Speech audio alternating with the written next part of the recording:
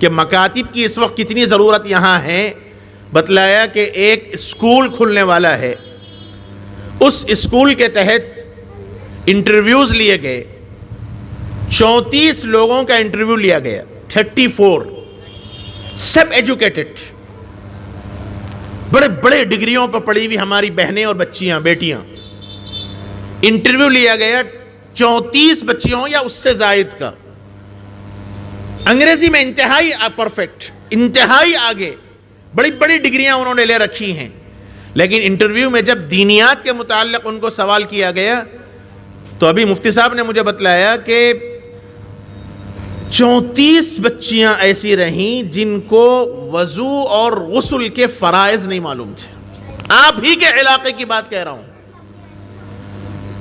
34 بچیاں، بڑی بچیاں جن کو غسل کے فرائض نہیں معلوم ہے، جن کو وضو کے فرائض نہیں معلوم ہے، اور مجھے دعوت دینے والوں نے یہی جملہ مجھ سے کہا کہ مکاتب کا نظام قائم کرنے کی کوشش کی جا رہی ہے، اس کے لیے آپ یہاں تشریف لائے، اور یہ اس وقت کا ہمارا ماحول ہے۔ MT میڈیا اڑیسہ کو سبسکرائب کریں، بیل آئیکن کو ضرور دبائیں، اس لیے تم اس کی بات نہ سننا۔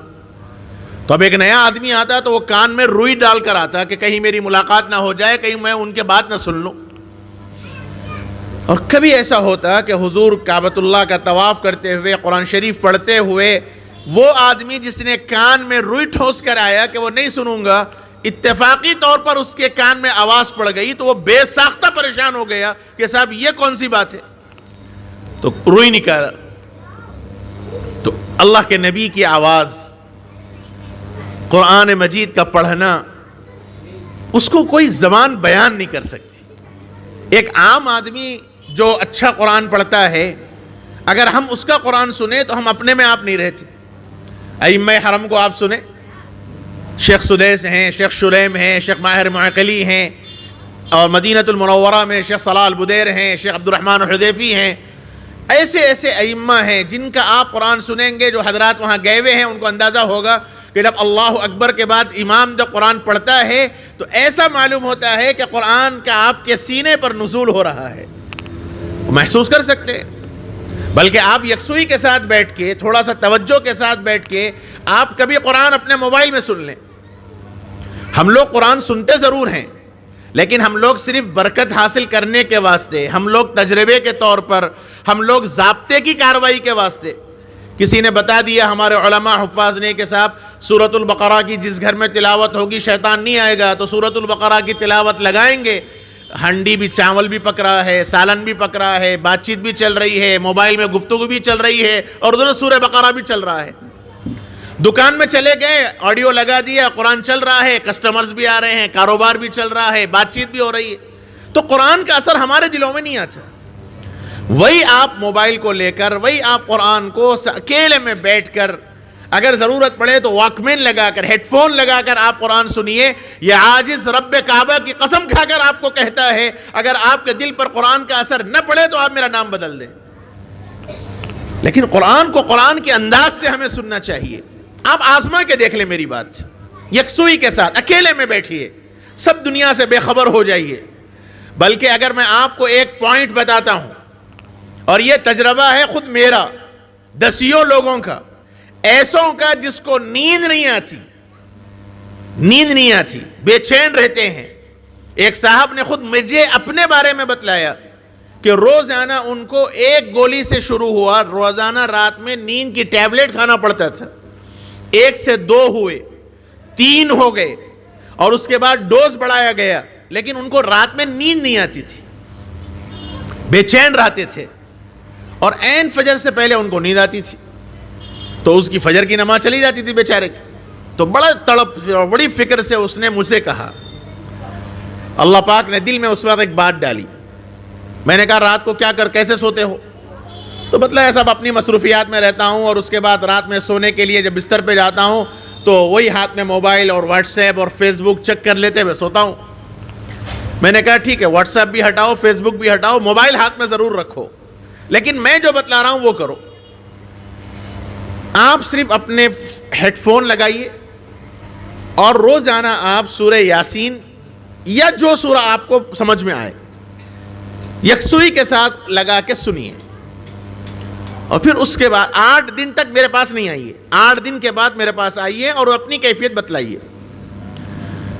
تو 4 دن کے بعد ہی انہوں نے مجھے فون کیا کہ مفتی صاحب قسم کھا کے کہتا ہوں مہینوں سے نیند کے لیے تڑپ رہا تھا، لیکن جب سے یہ عمل آپ نے بتلایا آدھا یاسین بھی نہیں ہوتا کہ غٹ ہو جاتا ہوں یا سو جاتا ہوں۔ میں نے کہا کہ اصل میں شیطان سننے نہیں دے گا، وہ تو منحوس ہے، اور یہ نیند نہ آنے کی نحوست اس کی طرف سے تھی، اور وہ کب یہ گوارا کرے گا کہ آپ اللہ کا کلام سن کے سوئیں؟ اس لیے میں نے کہا کہ اب آپ بیٹھ کے سنیے، لیٹ کے مت سنیے، اب بیٹھ کے سنیے، اور جب تک پورا یاسین نہیں سنیں گے آپ سوئیں گے نہیں۔ تو 2 دن کے بعد پھر فون کیا کہ اب برداشت نہیں ہو رہا، آدھا یاسین کے بعد ایسا ہو جا رہا کہ خود بخود تکیے پہ سر چلے جا رہا۔ میں نے کہا نہیں، بیٹھنا ہے اور پورا سننا ہے، اور اب تو ٹہل کے سنیے، پورا یاسین سنے بغیر آپ سوئیں گے نہیں۔ 1 مہینہ اس اللہ کے بندے نے عمل کیا، میں آپ کو بتلا رہا ہوں اور قسم کھا کے کہہ رہا ہوں تجربے کی بنیاد پر، اللہ کے کرم سے جو مرض مہینوں اور سالوں سے اس بیچارے کو تھا نیند نہ آنے کا، اس قرآن کی برکت سے اب رات میں آرامی کے ساتھ وہ سونے لگا، اور فجر کی نماز باضابطہ تکبیر اولیٰ کے ساتھ امام کے پیچھے بالکل نماز پڑھنے لگا۔ قرآن کے اندر برکت ہے، قرآن کے اندر یہ چاشنی ہے، اللہ پاک نے اس میں تاثیر رکھی ہے۔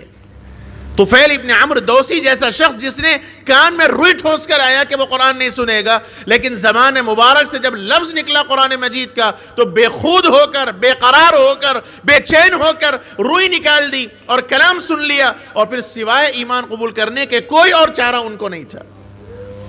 میرے بھائیوں، قرآن کے اندر وہ تاثیر ہے، قرآن کے اندر وہ برکت ہے، اور یہ چیز کفار کو معلوم تھی، اس لیے انہوں نے یہ پلان بنایا کہ جب قرآن پڑھا جائے شور شرابہ کرو۔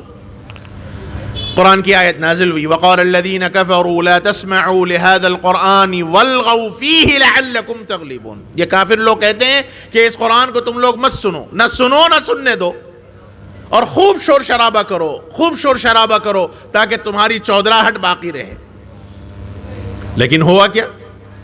انہوں نے پوری پلاننگ کی، پوری کوششیں کی، لیکن حاصل کچھ نہیں ہوا۔ اور پھر ایک وقت ایسا آیا، اللہ تعالیٰ نے اللہ کے نبی صلی اللہ علیہ وسلم کو غلبہ عطا فرمایا۔ جس مکے سے حضور کو نکالا گیا، جس مکے سے حضور اور صحابہ کو ہٹایا گیا، صرف 8 سال کے وقفے میں، 8 سال کے وقفے میں اللہ تعالیٰ نے پھر اللہ کے نبی کو واپس کیا، اور جو لوگ دشمن بن کے اللہ کے نبی کو نکالے وہ سب سر جھکا کے حضور کے سامنے کھڑے رہے۔ یہ قرآن ہی کی برکت تھی، یہ نبی کی برکت تھی۔ اللہ تعالیٰ نے ایمان کی توفیق نبی کو عطا، نبی کی برکت سے اللہ نے مکہ المکرمہ والوں کو اسلام کی توفیق نصیب فرمائی۔ میرے بھائیوں، مدارس کے اندر، مکاتب کے اندر جس بات کی طرف توجہ دلائی جاتی ہے وہ قرآن پڑھانا نہیں ہے۔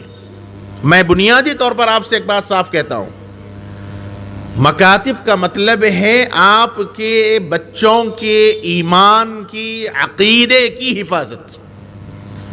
مکتب کا مطلب قرآن نہیں ہے۔ قرآن بعد کی چیز ہے، پہلے عقیدہ ہے۔ آپ پہلے مسلمان ہیں تب قرآن ہے۔ آپ مسلمان نہیں ہیں، آپ مومن نہیں ہیں تو قرآن نہیں ہے۔ قرآن اہل ایمان کے واسطے ہے، قرآن مسلمانوں کے واسطے ہے۔ اگر ہماری بے خودی اور ہماری غفلت کی وجہ سے ہماری نسلیں اگر ارتداد کے ماحول کے اندر چلی جائیں، وہ مرتد ہو جائیں، تو پھر قرآن کیا مطلب رہے گا؟ اس وقت یہ جو حالات ہمارے اپنے ملک کے ہیں، یہ ملک ہمارا ہے، اس ملک کو آزاد ہم نے کرایا ہے۔ یہ الگ بات ہے کہ مسلمانوں کی آزادی کے نام پر ان کی جو آزادی کی جو قربانی تھی اس قربانی کو بھلا دیا گیا، لیکن جو سنجیدہ طبقہ ہے اور جو جاننے والا طبقہ ہے، جو ایجوکیٹڈ لوگ ہیں، وہ جانتے ہیں کہ ہندوستان کو آزاد کرانے کے اندر، ہندوستان کو انگریزوں کی غلامی سے نکالنے کے اندر مسلمانوں کا جتنا خون بہا ہے، غیروں کا اتنا پسینہ نہیں بہا۔ یہ حقیقت ہے۔ چاندنی چوک کے بازار کے اندر باضابطہ علماء کرام کی ایک ہی وقت کے اندر 70 نعشیں سولی پہ لٹکا دی گئی تھی، علماء کی جنہوں نے آزادی کے لیے بغل بجایا، جنہوں نے آزادی کے لیے کوششیں کی. ہم ان کی نسلوں سے ہیں. ہمارا وجود ہے اس ملک کے آزاد کرانے کے اندر. یہ عاجز بار بار ایک بات کہتا ہے، اور عمومی طور پر بیانوں میں یہ بات میں کہتا ہوں کہ ہندوستان کا مسلمان دو چیزوں میں کبھی کمپرومائز نہیں کر سکتا. دو چیزوں پہ کبھی کمپرومائز نہیں ہو سکتا، کبھی صلح نہیں ہو سکتی، کبھی جھک نہیں سکتا ہندوستان کا مسلمان دو چیزوں کے اندر. ایک اپنے ایمان پر، چاہے حالات کچھ ہو جائیں ہم اپنی گردن کٹا سکتے ہیں، لیکن ایمان پر آنچ آئی یہ برداشت نہیں کر سکتے. اور دوسرا اپنا وطن، اپنا ملک. مسلمان سب برداشت کر سکتا ہے، اپنے ملک پر آنچ آ جائے یہ برداشت نہیں کر سکتا. لیکن میرے بھائیوں، اصل جو چیز ہے وہ ہے عقیدہ، وہ ہے ایمان.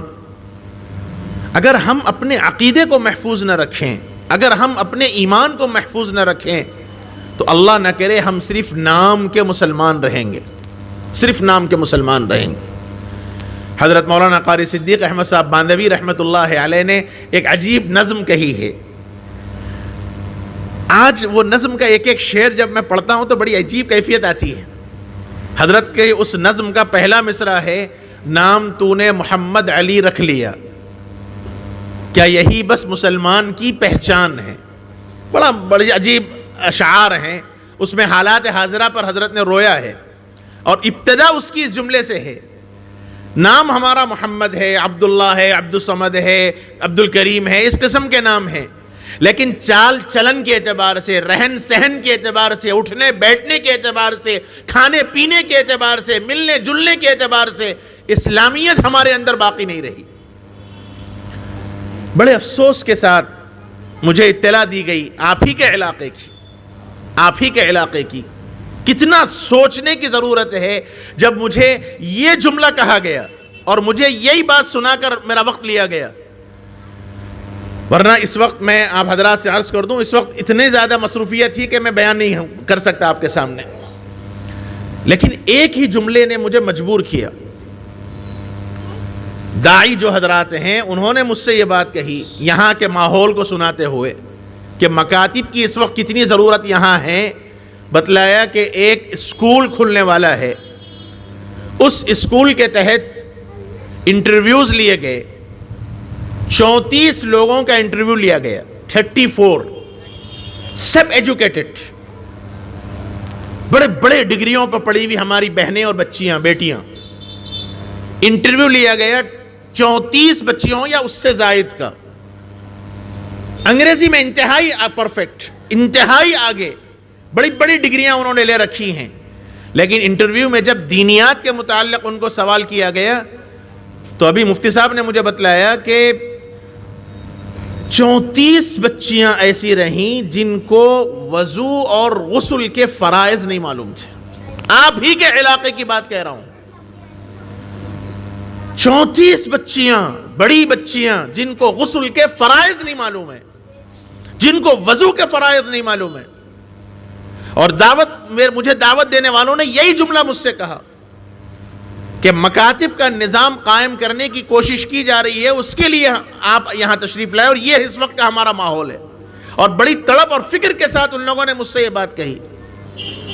میرے بھائیوں، ہم کہاں جا رہے ہیں؟ ہم کدھر جا رہے ہیں؟ کیا آپ یہ غیرت گوارا کرے گی آپ کی؟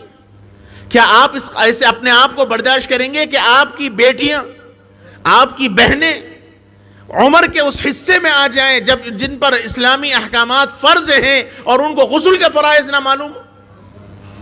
جب ان کو ایمان اور عقائد نہیں معلوم ہوں گے تو پھر آگے ان کو اسلامی احکامات کیسے معلوم ہوں گے؟ یہ بڑے افسوس کی بات ہے. اور میں آپ حضرات سے صاف کہہ رہا ہوں، مکتب عقیدے کی حفاظت کا ذریعہ ہے، عقیدے کی حفاظت، اور یہ بنیاد ہے. ہمارے اکابر نے، ہمارے بزرگوں نے ایک نہیں دسیوں سال پہلے 1970 کے اندر حضرت مولانا منظور نعمانی صاحب رحمۃ اللہ علیہ نے باضابطہ ایک اجلاس کے اندر عمومی طور پر یہ بات کہی. حضرت مولانا منظور نعمانی صاحب رحمۃ اللہ علیہ نے 1970 کے اندر یہ بات کہی تھی کہ دو چیزوں میں سے ایک کے لیے آپ لوگ تیار ہو جائیے، دو چیزوں میں سے ایک کے واسطے۔ 1970 کی بات ہے، آج 2022 ہے۔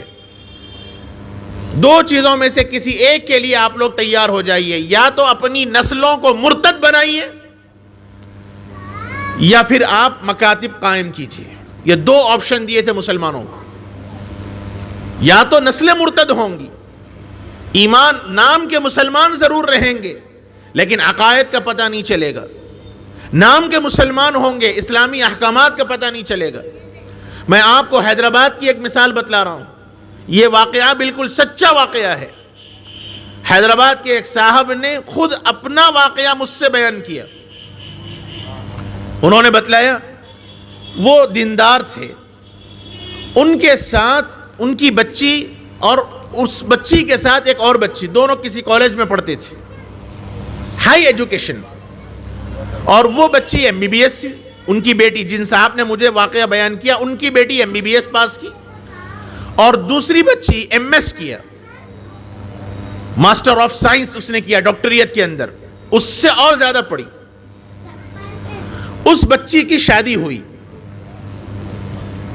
شادی کے دوسرے دن وہ صاحب نے مجھ سے بیان کیا کہ شادی کے دوسرے دن اس بچی نے اپنی سہیلی کو فون کیا اور یہ کہا کہ لوگ یوں کہہ رہے ہیں کہ میں غسل کر لوں، کیا یہ ضروری ہے؟ ایک ڈاکٹر ماسٹر آف سائنس کی ہوئی لڑکی اپنی سہیلی سے پوچھ رہی ہے شادی کے دوسرے دن، میرے گھر والے کہہ رہے ہیں کہ میں غسل کروں، پانی نہاؤں، کیا یہ ضروری ہے؟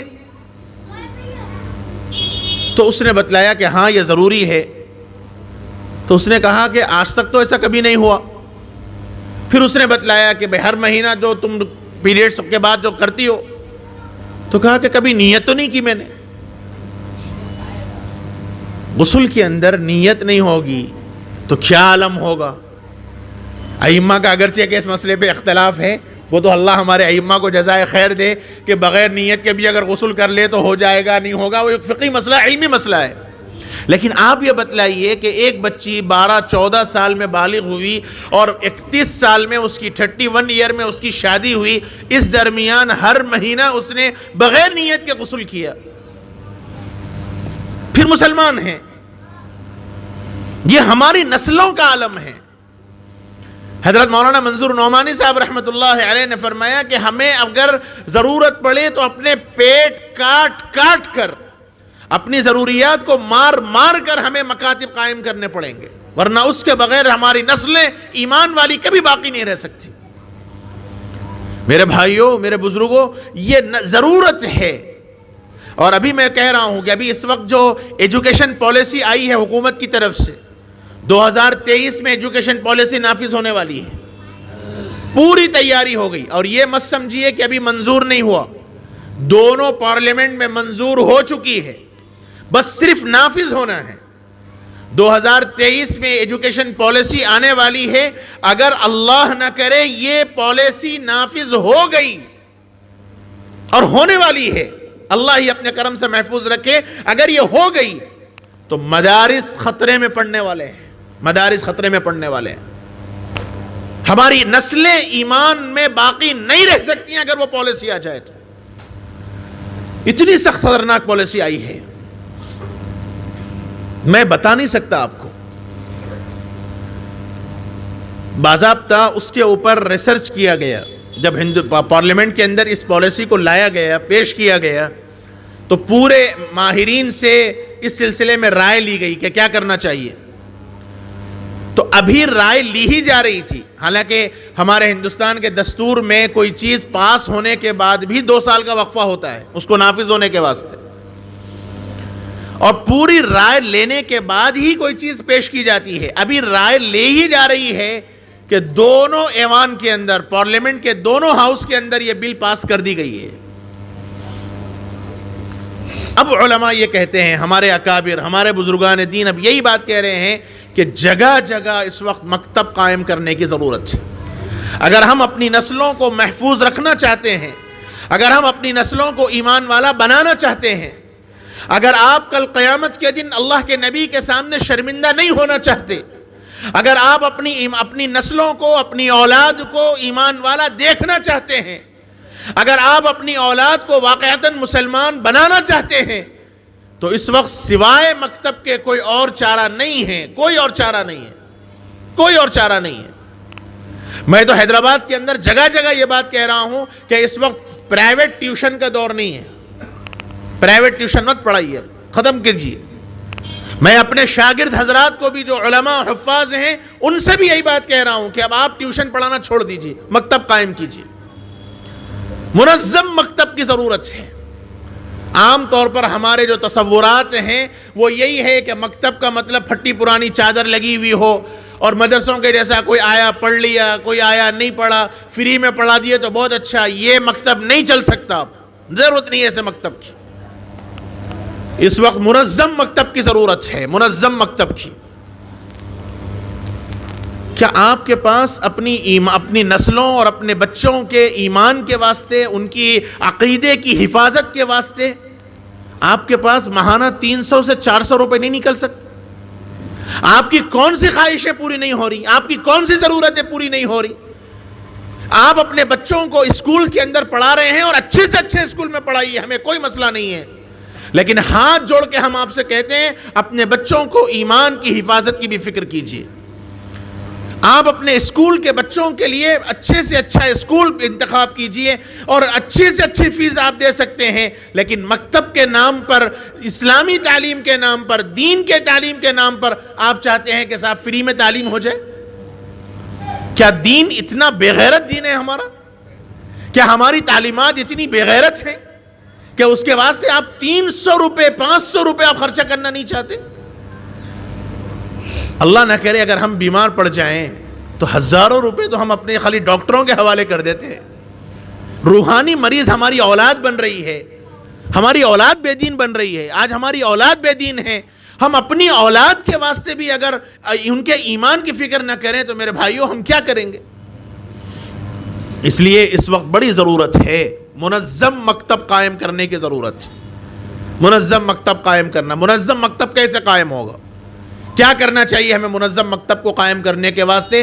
مکتب صرف علماء کی ذمہ داری نہیں ہے، مکتب صرف حفاظ کی ذمہ داری نہیں ہے، مکتب کو قائم کرنے میں ہر ایک کی ذمہ داری ہے، ہر ایک کی۔ جس سے کیا ہو سکتا ہے، جو ہو سکتا ہے وہ مکتب قائم کرنے کی فکر کیجیے۔ میں آپ کو ایک کارگزاری سناؤں گا۔ ہمارے حیدرآباد کے اندر ایک علاقہ ہے رسول پورہ نام کا۔ ابھی مجھ سے بتایا گیا مغرب کے بعد کہ ہمارے پاس کے ماحول میں فیس دینے کے لیے تیار نہیں ہوتے، اور بغیر فیس کے سب پڑھنا چاہتے ہیں۔ تو میں نے بتلایا کہ بھائی میں آپ حضرات کے بارے میں تو اچھی امیدیں رکھا ہوا ہوں، کیا پھر میں نے کارگزاری سنائی۔ ایک علاقہ رسول پورہ ہمارے حیدرآباد کے اندر ہے، اس علاقے کیا اس سے بھی گئے گزرے بن گئے کٹک والے، اس علاقے سے بھی گئے گزرے بن گئے۔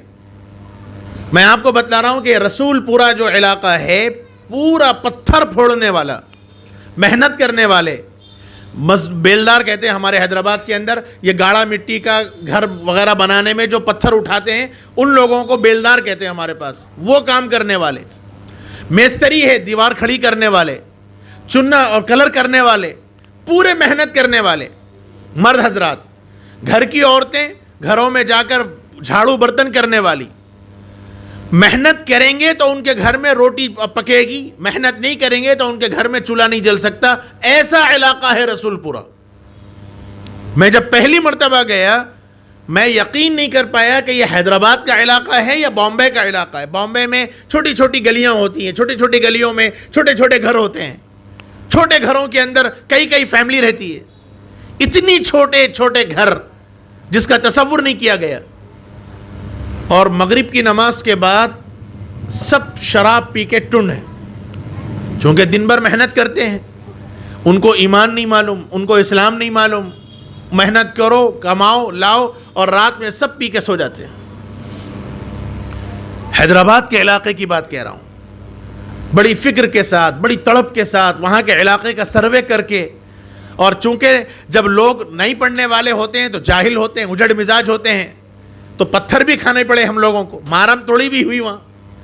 ایک ایک کے گھروں پہ جا کے عاجزی کر کے, ان کی ٹھڈیوں کو ہاتھ لگا کے, ان کو اپنے گلوں سے لگا کے. میں آپ کو بتلا رہا ہوں کہ گلے لگاتے ہوئے بھی بعض مرتبہ الٹیاں آ گئی تھیں, شراب کی وہ برداشت نہیں ہو پائی. اپنے ہاتھوں سے کئی اور لوگوں کو ہم نے منہ دھلایا ہے شراب کا. ایسے علاقے کی بات میں آپ کو کہہ رہا ہوں, جب وہاں محنت کر کے 15 لوگوں کو تیار کیا گیا, صرف 15 مکتب قائم کرنے کے واسطے 15 بچوں کا انتخاب ہوا. پہلی مرتبہ مکتب کا افتتاح کے واسطے ہمارے پاس جو مکاتب کا سلسلہ ہے, وفاق المکاتب, ہمارے حضرت والا حضرت مولانا شاہ محمد جمال الرحمن صاحب مفتاحی دامت برکاتہم کی سرپرستی میں چلتا ہے وفاق المکاتب نام. اس وقت ہندوستان حیدرآباد کے اندر اور پورے تلنگانہ اور آندھرا کے اضلاع میں کئی مکاتب ہیں. خود حیدرآباد کے اندر 8000 سے زائد طلبہ پڑھتے ہیں مکتب میں, 8000, 450 مکتب حضرت حیدرآباد کے اندر ہے. اگر ویڈیو اچھی لگی تو لائک کریں اور تمام دوستوں کو شیئر کریں.